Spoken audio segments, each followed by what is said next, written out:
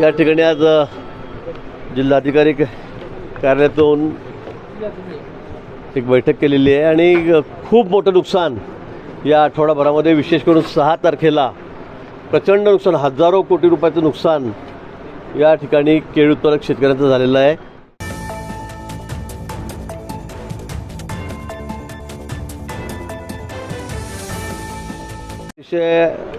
हाती तोंडलेला घास, भावसुद्धा केळीचे कधी नव्हते इतके चांगले भाव, जवळपास 3200 ते 3500 रुपयेपर्यंत क्विंटलला भाव शेतीमालाला केळीला यावेळेला मिळत असताना अचानक वादळ आलं 6 तारखेला आणि या वादळामध्ये लाखो झाडं केळीचे हे जमिनीवर आलेले आहेत, भुईसपाट झालेले आहेत आणि त्यामुळे शेतकरी मोठ्या अडचणीत सापडलेला आहेत।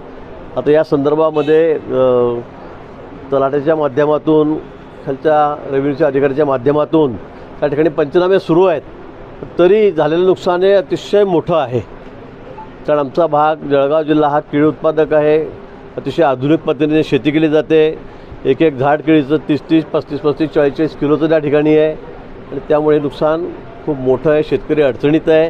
पण विमा, कारण म्हणजे विम्याच्या बाबतीमध्ये आम्हाला सर्वांनाच मोठं म्हणजे सगळ्यांचंच ऑब्जेक्शन आहे।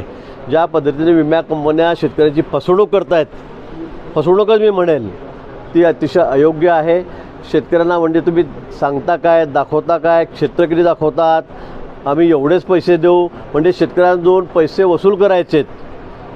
शासनसुद्धा विम्याचे पैसे भरतं पण देताना मात्र हातामध्ये काही देत नाही, ही वस्तुस्थिती आज या ठिकाणी आहे। जिल्हाधिकाऱ्यांनी ते सुद्धा मान्य केलेलं आहे। या संदर्भामध्ये सोमवारी मंगळवारी आम्ही माननीय मुख्यमंत्री महोदयांना विनंती करणार आहे की आपल्याकडे एक बैठक लावा, विमा कंपन्यांनासुद्धा त्या ठिकाणी बोलवा आणि सोक्षमोक्ष करा। अन्यथा शेतकरी विम्याचे पैसे भरतो आहे, शेकडो कोटी, 700, 800 कोटी रुपये त्या ठिकाणी विमा कंपनीचे आपल्या जिल्ह्यात जमा झालेत आणि शेतकऱ्यांना तुम्ही देता काय? शेतकऱ्यांच्या हातामध्ये काही पडत नाही आहे। आणि या संदर्भामध्ये एक विस्तृत बैठक, त्यामध्ये CS राहतील, माननीय मुख्यमंत्री राहतील, उपमुख्यमंत्री राहतील दोन्ही, आणि आम्ही सर्व लोकप्रतिनिधी जळगाव जिल्ह्यातले केळी उत्पादक भागातले आम्ही त्या ठिकाणी राहू आणि या संदर्भामध्ये एक सोक्षमोक्ष या ठिकाणी करू।